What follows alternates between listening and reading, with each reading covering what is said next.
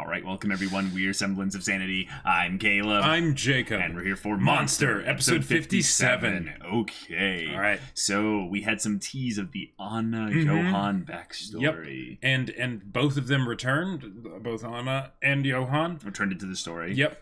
Johan set fire to the Red Rose Mansion, which I don't know if it's just going to burn down that hidden room or it's going to burn down the whole thing. Who knows? Yeah. And Anna has bumped into one of the kids from the book readings. Yeah. And Oh my gosh. And he was like his story with the puppets is like Tenma's story, which is like how that works. I don't know. Just things are getting freaky and then they went to the flashback with when Anna shot Johan and that whole creepy, terrifying thing. I want to see more of that. I want to see more of that. So y'all, boy. This is crazy. So without further ado, let's get into it. 先日、東ドイツから西側へ亡命したリーベルト氏が妻子を伴ってマスコミの前に姿を現しました。とりあえずその質問の答えは、And he already is off. Yep. お兄ちゃん、何やってんの? This music. This is the calming, wholesome music though, and like. どっちに入ってる? Oh. こっち。当たり。はい、アンナのものだよ。What's in the other one? やったー。お兄ちゃん、両手開いてみて。Yeah, nice, なん nice. だ。だって、ここにあるどんぐりは全部アンナのも。綺麗なお店がいっぱい。お洋服もおもちゃもいっぱい。あれも全部アンナのものだよ。なんで私のものなの? Yeah. なんでもさ。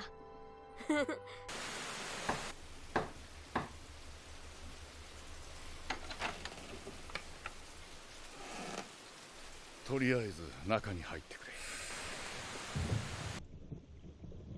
お兄ちゃん。Oh, he's already out. お兄ちゃん。Yeah. Dang. Whoa. 3 shots. So they're probably the person that Johan got to kill them, because he probably didn't kill them himself, you know. But that's the thing that's freaky though, is I don't remember in the beginning if there was a third body. But yeah, 3 shots, that is interesting. See? Yeah. Oh. Oh, okay, he's just there with the gun. Yeah. And the third body. Where's the guy that came in? ヨーゼフおじさんやクララおばさんが死んだのも、レーデガーさんが死んだのも、 Whoa. 全部お兄ちゃんがやったの?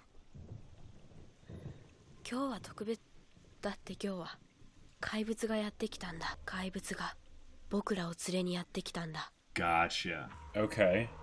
So that, I'm forgetting. There was someone that was coming to be a like they were saying there was a robbery or something. 僕を撃てよ。 Oh. Oh. Oh, actually getting to see this. 窓の外へ投げ捨てるんだ。ちゃんと頭を撃つんだよ。撃ったら逃げるんだ。怪物に捕まらないように逃げるんだ。僕が死んでも君は僕で僕は君。Oh my gosh.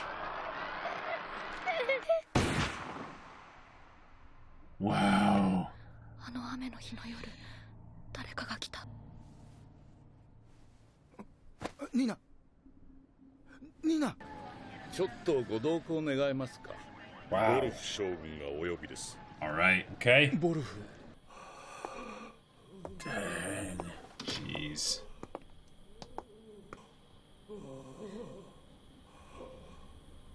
How much of that is his age versus just the terror of Johan? やはり君も呼ばれたのだね。赤いバラの屋敷で待っている。軍人の家庭に生まれた。選ばれた者としての道が生まれながらに約束されていた。それが今では私を私として知る者はあの怪物だけだ。が燃え落ちたそうだね。今頃あそこからきっと私のように名前を奪われた者たちが。 Wow. ちょっと来てください。どうした？これは Wow. バラの木の根元に何か見えたので掘ってみたら次から次へ出てくるんです。 Holy crap. 長い年月を経て彼らはなんてことだ。完全に燃え落ちている。どいて、どうして、どいて。本庁へ連絡してくれ。大至急だ。白骨が、大量の人骨が。46人。Whoa. 私は正気。あそこであの子供が生まれた。Oh, from the opening. Uh-huh. This is the border, yeah. Oh, when they crossed. 歩けない。お腹が空いたよ。お兄ちゃん、私たち死んじゃうのかな。私の名 Oh, 前 her real name. Uh-huh. Oh, we're not gonna We're hear not it. gonna hear 僕 it. たちには Oh. Oh, yeah. Wow. Oh my gosh, that's so sad.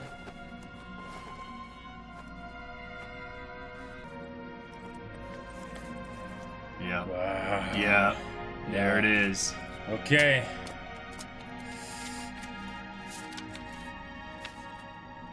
ヨハン、素敵な名前なのに。ヨハン。あの子たちに名前はなかった。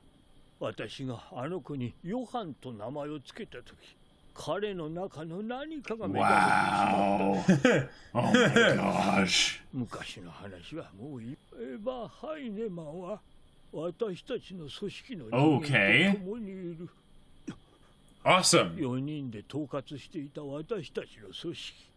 他の残りの2人のもとにいる。エヴァを利用しようとしている。引き合わせてはいけない。私は生きていようがいまい。私の名はヘルムート。ヘルムート・ウォルフ。名前を呼んでくれ。それ Wow. が私の生きた証だ。 Wow. ヘルムート。これがヨハンの見た風景か。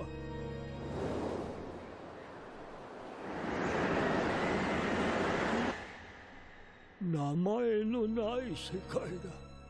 Wow. I had chills, man. Holy crap. 燃えちゃったね。無理だよ。Yeah. までたくさんの人が折り重なるように死んでた。ニナの見た幻って本当だったもんね。ニュース見てびっくりしたもん。赤いバラの屋敷から46人の遺骨見つかる。ヨハンが君に語った通りだったんだね。ヨハンは何を見てしまったの？ So she's told him about Johan. とてつも Okay. なく恐ろしいこと。その場所に私がいたとしたら、私が怪物になっていたの。 Yeah. Yeah, they're bringing that up. That's good. ここが燃えてよかったのかもしれない。この場所を失ったら生きていけないかと思った。でもそんな気持ちにはならない。 You can let go. ここが悲しい思い出ばかりだからかな。もしもあの人の期待に応えられていたなら。でも現実はそうじゃなかった。僕はいらない子になった。リップスキーさん、お父さんお母さんは？ Yeah. いるよ。でも一緒に暮らしたことはない。なんだろう、楽しい思い出って。天馬が言ってたよ。楽しい思い出がなかったら作ればいい。 Dieter is best boy. Like, Yep. absolutely.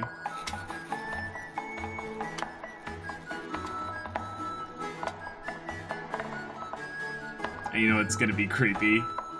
Is it just gonna walk through this crowd and Johan's just gonna Yep, smile and move on past Yeah. them? 口の周りケチャップで真っ赤よ。ニナだって。 Ugh. Looks just like blood. 今新しい人形劇を作ってるんだけどさ。どんな人形劇？見せて。 I feel bad for being nervous about this, Yeah, yeah. but I'm nervous. I don't. 私は記憶をなくした女の怪物を追いかける夢を見る。でも私は歌が好き。踊るのも好き。いつか素敵な夢を見る。いつかその夢が叶う日、この先が思いつかない。この女の子の物語をハッピーエンドにしたいんだ。でもまだ思いつかないんだ。 It is a bit meta though. Yeah, it might be Anna as 女の子は well. 旅立つ決意をしまし But た。この旅がどんな旅になるかわかりません。 yeah, I think it's him. この先何が待ち構えているかわかりません。でも女の子はきっと力強く旅を続けます。女の子は何度も何度も振り返り手を振ります。何度も何度も。ニナ、ニナ、 And then it's Johan. ニナ、 Wung! Hey! Okay. あなた、赤いバラの屋敷のある Wait. じ Whoa! Wait. Whoa! Oh, dang. Okay. Alright. Okay. This episode was surprisingly less intense than I thought it was going to be Yes. with everything that happened, but it was still really good. It was really good. They gave us a lot of stuff about Johan and Anna's backstory. Mm-hmm. A lot of it that we could have extrapolated pieces or already knew, together or or ourselves, things yeah. like that.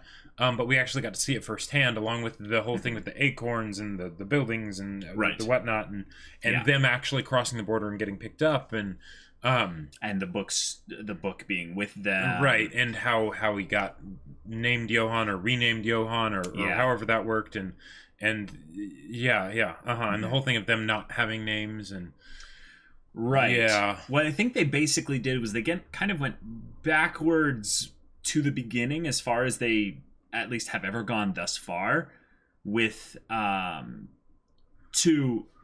okay, so here's the way I think this episode was kind of genius.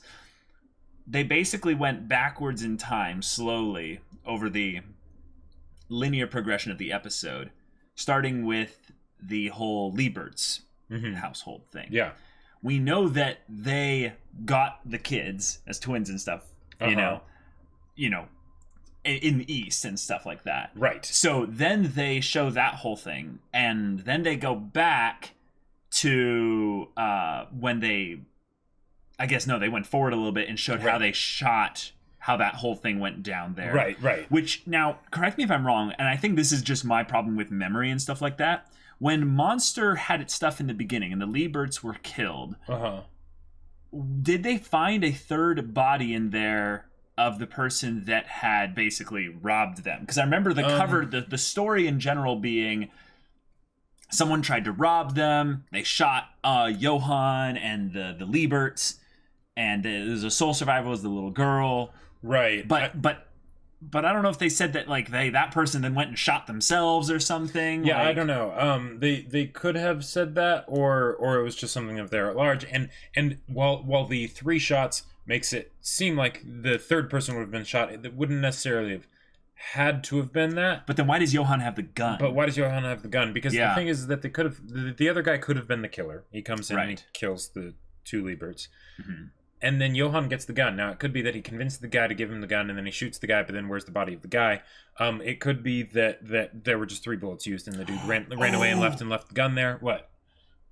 I'm sorry, this is way too much, but the person came to take Johan and Anna, right? That's what he said. Yes, that's that was what Johan new information said. we got. Yeah, so I think he shot the Lieberts. Johan convinced the guy to kill himself. Johan's first, I tell you to commit suicide, basically. They do that. This person does that. Yeah. Johan then has the gun. And then he basically gives it to Anna. What I think he did was, by him holding the gun when Anna found him, it's basically him saying, you have a reason now to shoot me, and I'm going to have you shoot me. So right here, do it.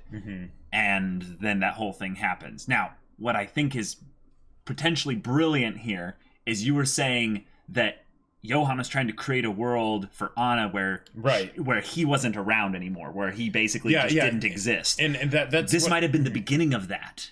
Right, because the thing is that, if everything is for Anna, and there's the whole thing of, I will never be dead because we are the same. I am you, you are me. Yeah, exactly, all that stuff. Very creepy, but okay, all right, yeah, okay. Because that's the one thing that seems to be in line with Johan's motivations. Sure. Because his motivations have shifted and changed over the course of the series.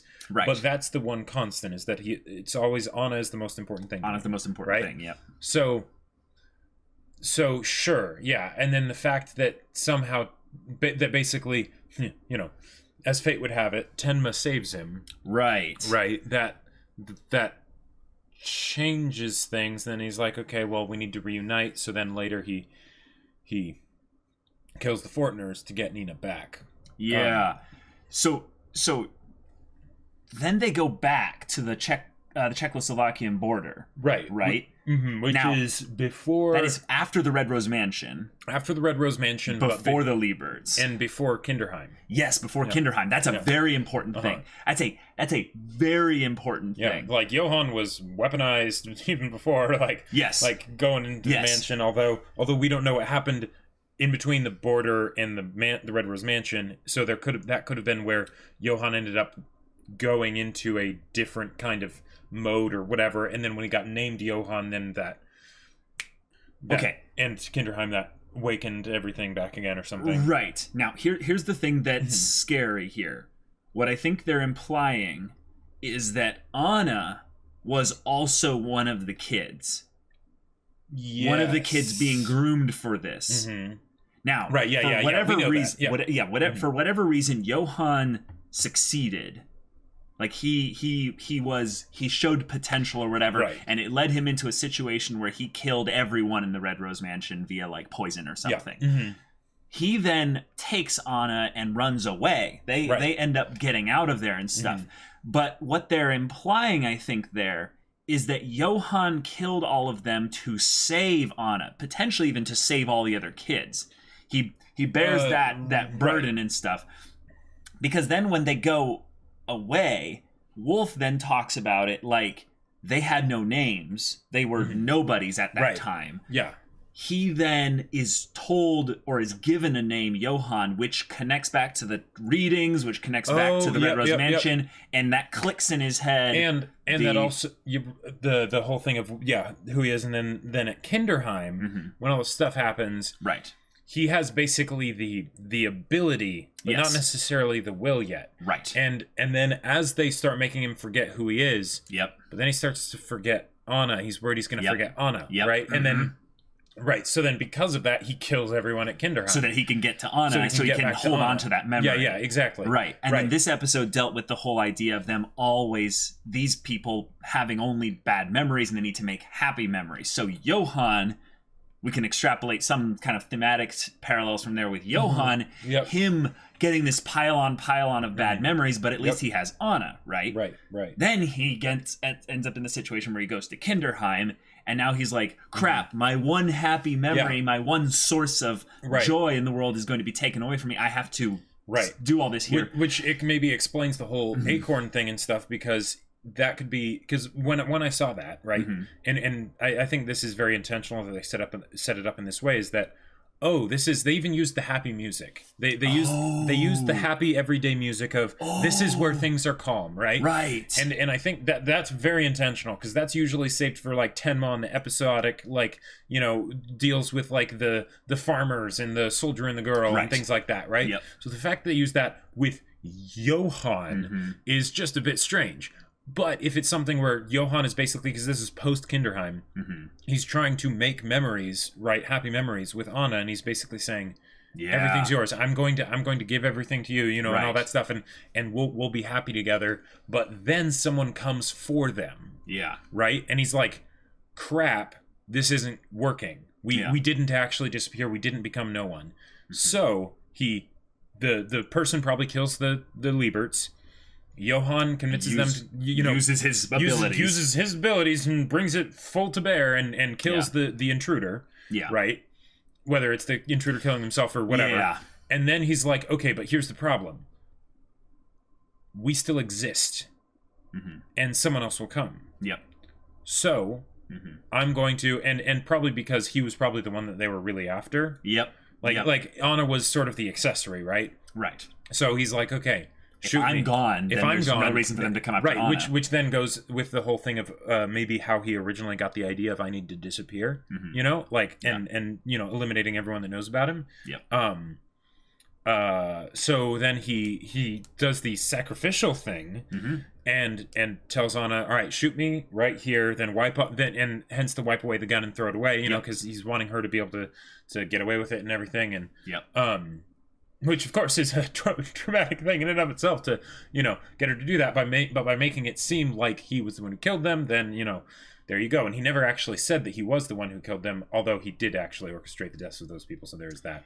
But that might have been... There's still some mystery there. Right, but that could potentially be described as a way that he was trying to cover their tracks. Yes. Right? You know, just have them constantly be disappearing and just be nameless people, and once they're in a place for, you know, almost too long, then he kills the people that were taking care of him, and then they just leave and go somewhere else, right? Right.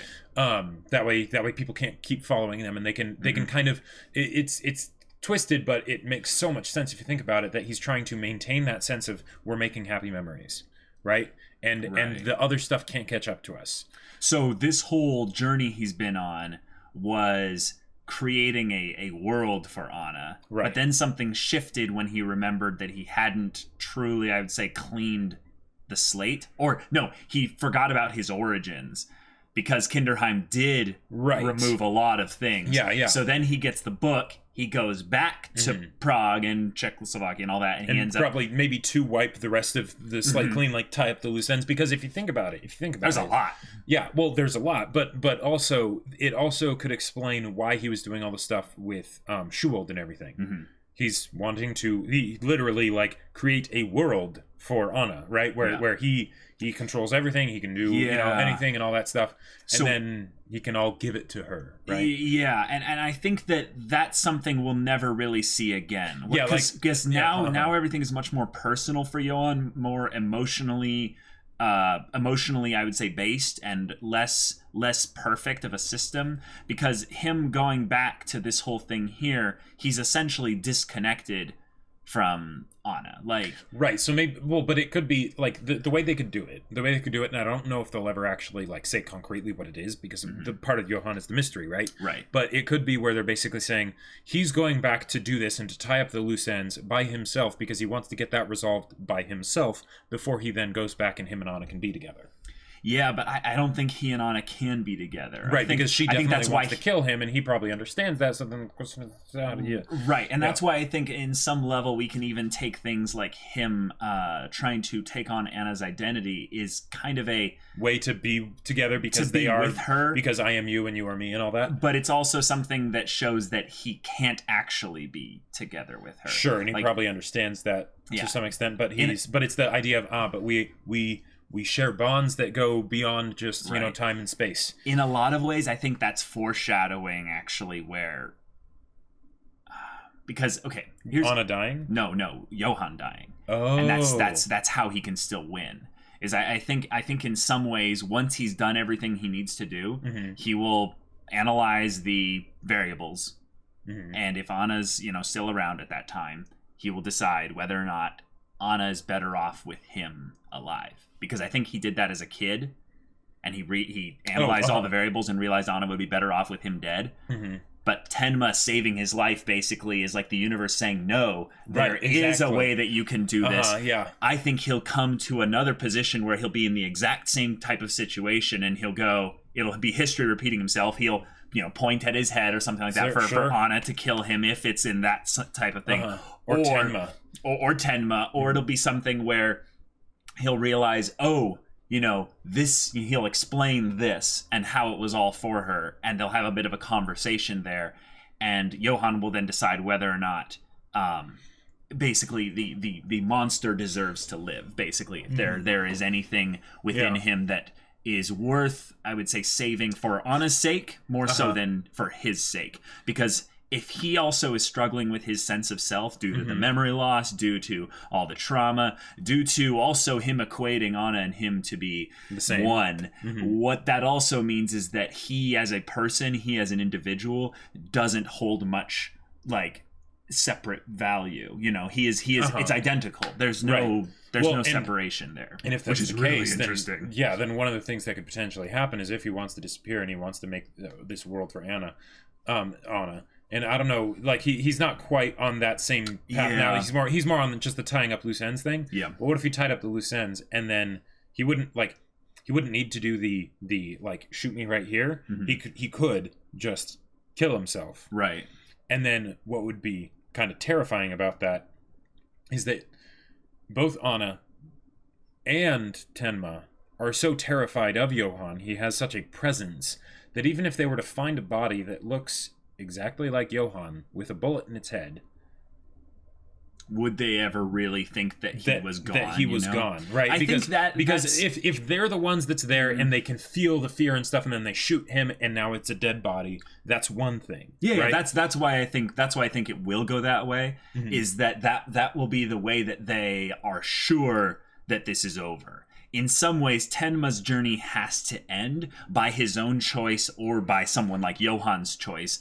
But I don't think it's going to end by him basically like having... Yeah, it's going to be something that he plays a part in. It's not going to be something of Tenma going on this whole journey and then Johan randomly offs himself, because that would be kind of like a dick move to the audience. Tenma and Johan will talk. Had nothing to do with the resolution. Right, but Tenma and Johan will talk before the end of this show. Yes. And it will be, at the very least, a climactic conversation. And the fact that, like, we're able to build up so much and be tantalized so much by the idea of a conversation that hasn't happened in, like, you know, like, a specific conversation, yes, but these two characters haven't talked since... A long time, like almost 20 episodes.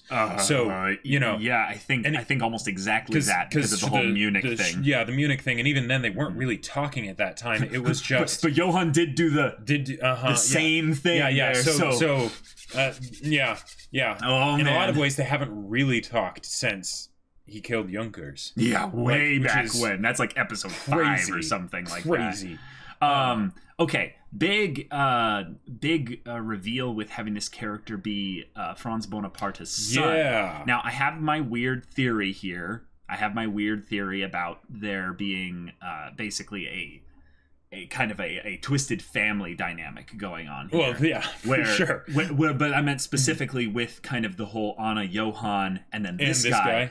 And that would explain, in some ways, the girl who didn't look like Anna and we thought was Johan.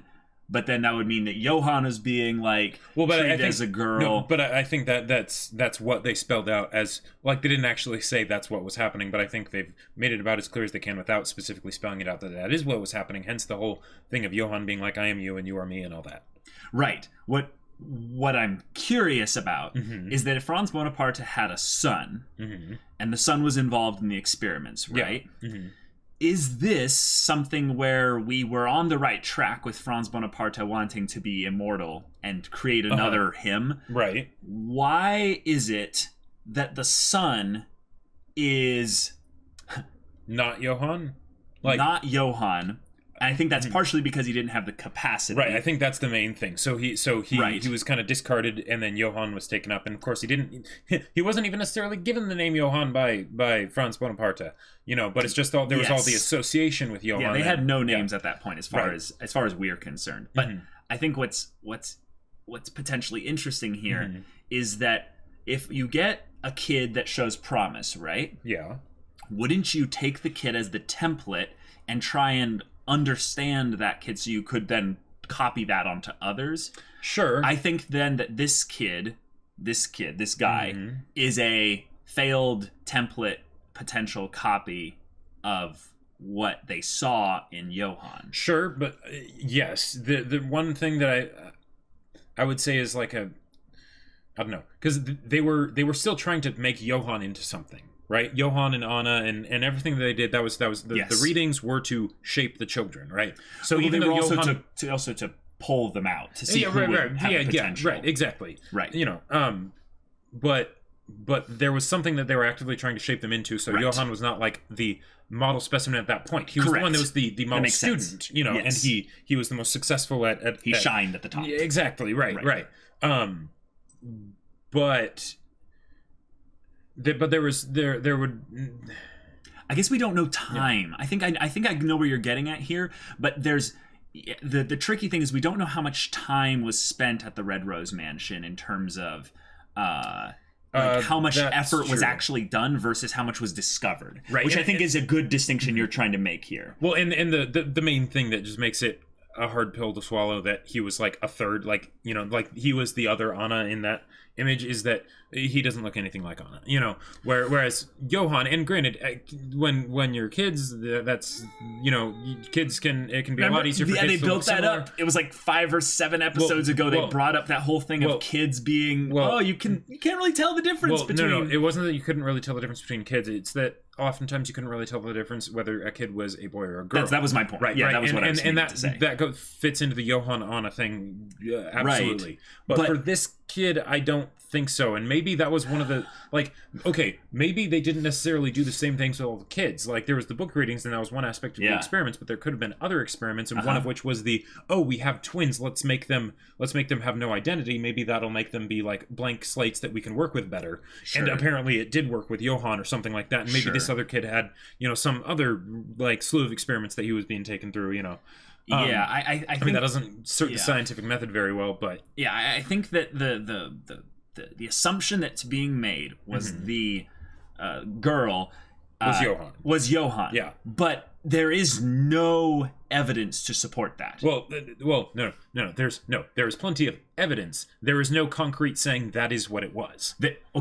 There's loads of evidence. There's nothing but a good, I would say, theory because it's Anna's memory. That's the only thing we have going for it primarily. Well, no, but we also have just how Johan and Anna treat each other, and the fact that there's so, like, the parallels are stacked to the roof. Like, yes. I think you're right. I think it's Johan. For some reason, the theory keeps popping up in my head, right? Because the story, makes sense. The stories that this guy tells, the stories that this guy tells, are very interesting. And the story that he was telling, that very much was Anna's story, you know, with the Anna doll and everything. Right. But the way it was being told made it seem like it was the resolution of his story arc, because he was talking about himself. Well, the thing is, he was probably talking about Anna, but the thing but he's talking about both of them then. Yeah, right. Yeah, exactly. Even though all the details point to it being Anna, the way he was talking about it, and the fact that it could, like, that kind of resolution is something that he needs too. And right, it makes it fit. Yes. But then Lung comes up and you know, says the whole "your friend's Bonaparte's son," and that, you know, changes. I think Lung is actually going to tell us who he is. He's going to basically Lung uncover is kind of like the Speedwagon of this story, where he just figures out. But here's my last dumb thing of it: the doll looks like the girl in that flashback thing. Which is the girl, Anna. The Okairi girl, not Anna. The doll doesn't look like Anna to me. It looks like the eyes, the creepiness of it. Well, I think that just might be the creepy factor. I think you're right. I think you're right, but I can't help but, like, I gotta say it. Like, it just feels it. My spidey senses are tingling in this direction, and for some reason I can't let go of it. Even though you're like, it doesn't make sense. It doesn't make sense, but it. I think what it also might be. Mm-hmm.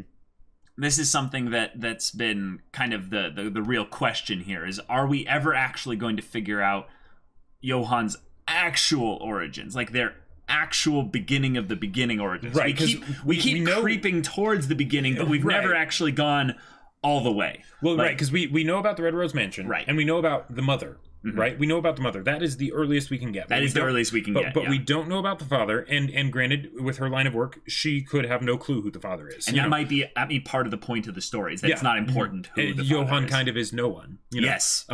Both of them are. But we know that they ended up getting taken to the Red Rose Mansion, or, you know, however that worked with the one of them and the other. What happened to that whole thing? Yeah. But we know they're at the Red Rose Mansion, and then we know that. Probably mass poisoning, probably caused by Johan. Yep. And then they're at the Czech border, right? Yep. Czechoslovakian border. And then they get picked up and they go to Kinderheim. Cool. All right. Awesome. I'm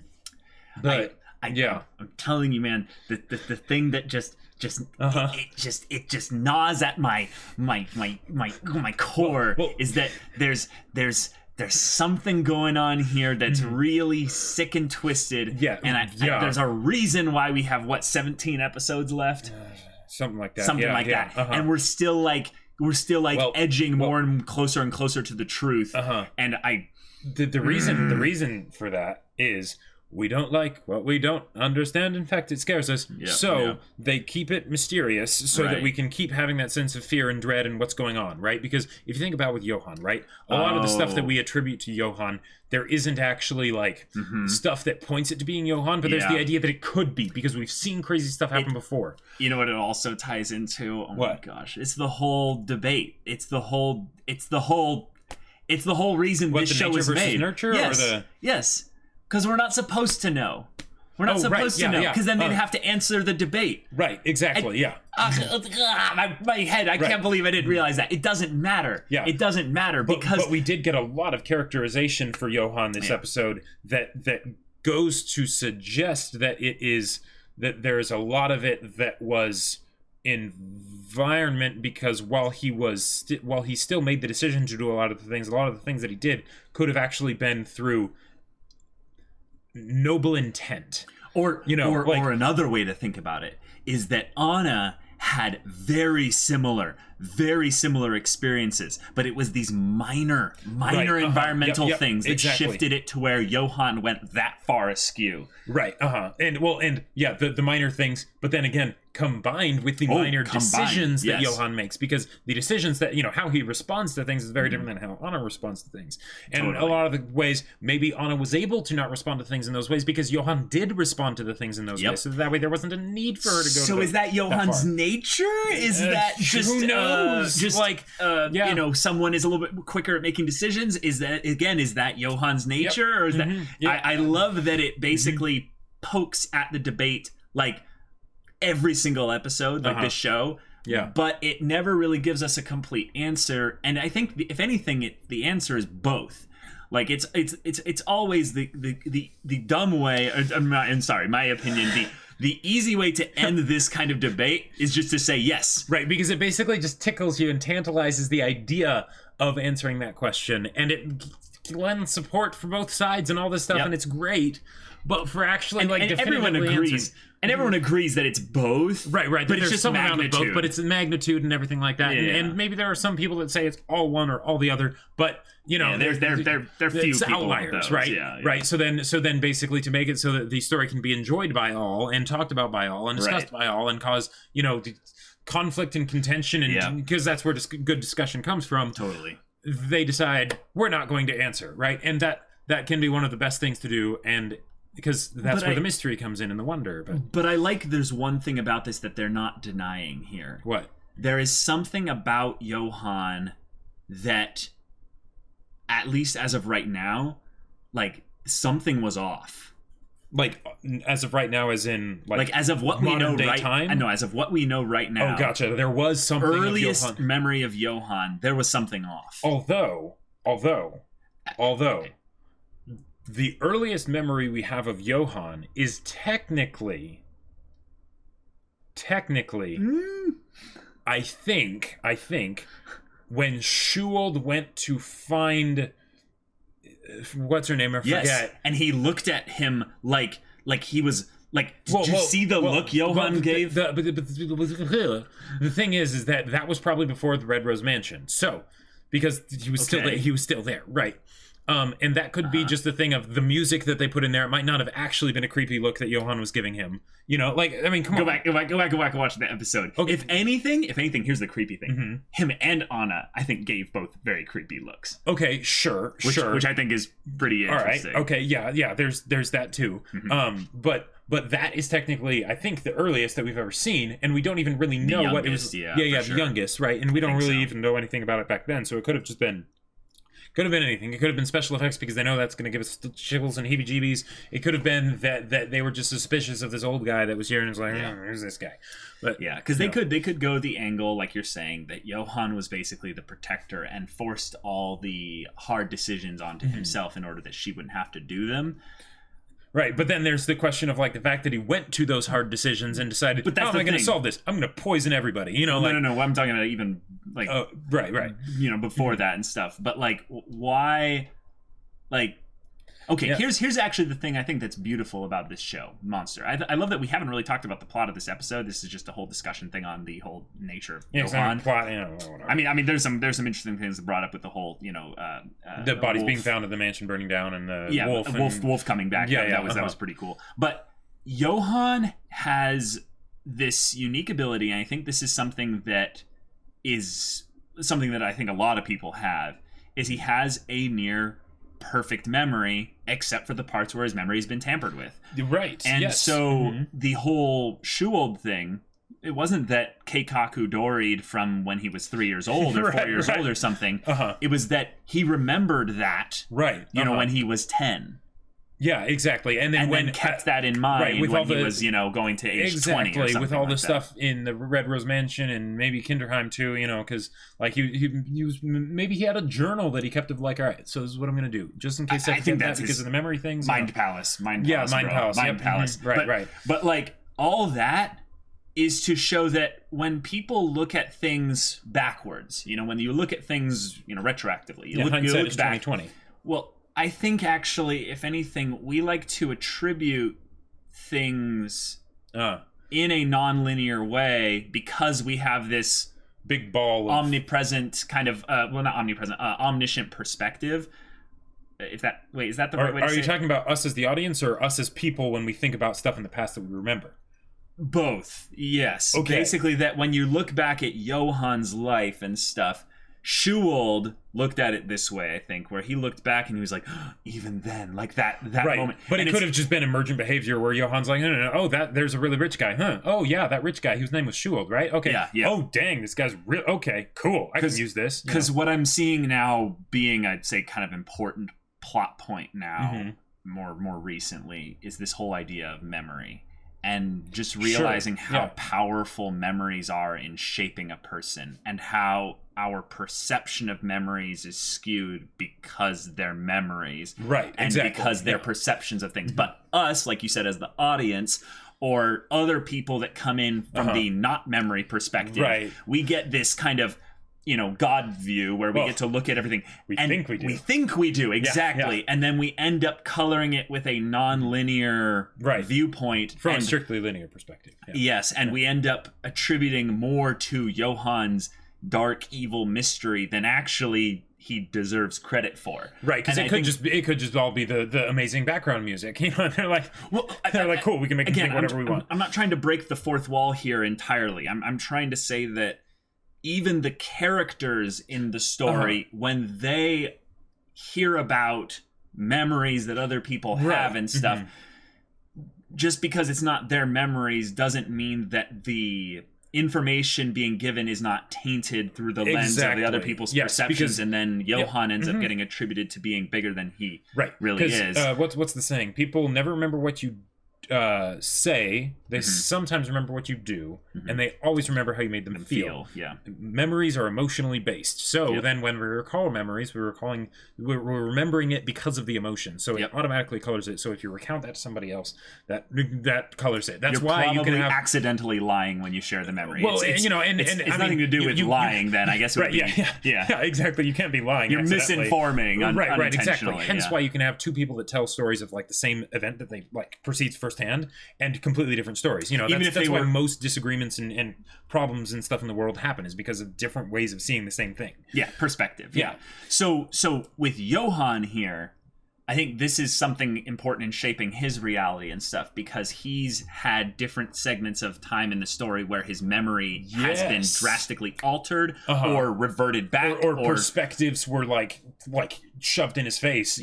So we kind of have to remove a lot of the perspective bias that we have on Johan in the future, as we in the present now are seeing the past Johan. It's all very complicated.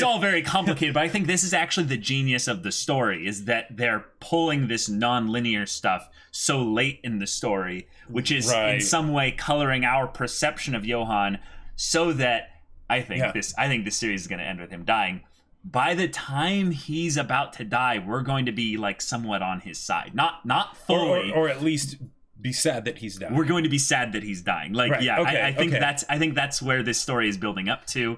I think they're using Anna in a very clever way to segue into that. Well, and also to kind of give exposition about Johan without actually having Johan need to be the one that's giving exposition, because that would make Johan less cool and terrifying, which we can't have. Nope. Because Johan is the main character of the story. Sorry, Tenma, you're awesome, but... Yes, but it's also, again, a very clever form of exposition, as it's memory. It's not it's not stating what is currently happening. Exactly. It's a way of showing, one, but it's also a way of, like, first person and third person limited as perspectives in book writing offer you some very unique things that you can do, because you can show how certain perspectives color judgment, right? So if you describe something, you can describe it differently based on who is observing it. Right. And with first person, you always have the same person observing it, so you can kind of get more of a feel for what their bias is, and then but sometimes you don't notice it because they're the only perspective you've seen. But with like third person limited, where you jump around a lot, like say Game of Thrones or something, right, where you have like this big cast of characters, that can be one of the coolest things that you notice, and a way that you get to know the characters is you see the little biases of how they interpret the world around them, right? Yep. And the fact that they're doing that with Anna and, well, everyone really with regard to Johan is just fantastic. Like, I don't know what they're going to do in the episodes that are left in this series, and a part of me does wonder if all the complications that they throw in with the timeline and the perspectives and things like that are kind of to cover up for the fact that Johan's motivations have been very ambiguous. You know, to sort of like to maintain him as this force as opposed to like a person that you would expect to exist, because even as a force, you would expect him to have concrete things that he wants, as intelligent as he is. They're showing him as a kid, Jacob. I know. This is primarily to humanize him. Oh no, yeah, absolutely. Right. I'm talking about as but because showing someone as a kid, that can. Not that it shows the concrete goals, but it can show motivations and what drives them, because you see them as their most vulnerable and in their formative years. And we see how much it connects to Anna. Exactly, in this case, and that's why we're talking about this. Exactly. But yeah, I'm so excited to see what they do here. It's gonna be great. Yeah. This is getting crazy, and also we've gotten to the point now where Lung is such a positive force of moving the story along really quickly. That anytime we see him, we get yes. That's one of the ways that you can make a character more likable. Just writing tip right here. If you make it so the character helps move the plot along and is like actively contributing and things like that, that you're going to like them a lot more. The inverse is also true. If you have a character that is intentionally hampering the plot, your audience is not going to like them as much. Right, because it's a meta thing that we can't unsee. Basically, it just stares at us in the face. Makes it feel like you're wasting our time, and it's like, come on, no, go. But, and then having a character that in this case, like Lung here, is just something. It's just constantly on point. Yeah, and it's not that he's perfect. If anything, because he definitely has his own bias too. If anything, he also sometimes jumps into trails with dead ends. Like he doesn't necessarily follow the right trail every single time. Mm-hmm. He is on a trail, and the trail never goes cold. Right. But what it will be is he'll realize, oh, that was a dead end. I'm going to backtrack, and then we leave him for a bit, and then we see him on a new trail going another direction. And that's another thing of just how they decide to show him, because they show him when he's doing the interesting stuff. They don't show all the times in between where we know he's like, okay, trying to figure things out, like how he got to the conclusion that this guy's France Bonaparte's son. Right? We're going to have to find that out in the next episode. And they might not even necessarily show it. It's just like he gives some offhand comment about how, I dug through some records and stuff, or whatever. Mm-hmm. But yeah, because Mind Palace. Yeah, it is a funny thing though that this whole thing of memory that we're talking about. Mm-hmm. What is Lung's special ability? Memory is the key. Perfect memory. Yeah. I see what you're doing here, show. Mm-hmm. It's a clever thematic thing, but it's also a genius way to make sure that the plot never gets stale. Brilliant. Lung was created from the beginning with this in mind. In fact, Lung's existence. Lung is the main character. The fact that he was born was actually all orchestrated by Johan. Well, no. It was orchestrated by the god that proceeds over this world and created this story. Right. I keep forgetting the name. Naoki Urasawa. Naoki Urasawa. Thank you. Yes. Yeah. But wow, Genius. good stuff. Good All right, stuff. y'all. Thank you so much for watching this reaction. An intense discussion here. Yes. If you want to see the next episode's reaction discussion right now, go check out the link in the description below for our Patreon. You can get on early access there. You can watch full-length reactions there. And all this comes with Discord access, so you can chat with us about stories and just whatever. And if any of that interests you, we'll see you there. But Jacob's before Jacob's gonna put something here real quick. But wait, there's more. Whoa. So, my sci-fi novel, Battle Lines, is available for pre-order still. A link to the Kickstarter is in a pinned comment down below. Go check it out because it is absolutely amazing. A lot of the stuff that we talk about in these discussions, I try and incorporate and stuff. It's really good, so you should do that. So if any of all that interests you, we'll see you there. But until then, we're Semblance of Sanity. I'm Caleb. I'm Jacob. And we'll see you all next time.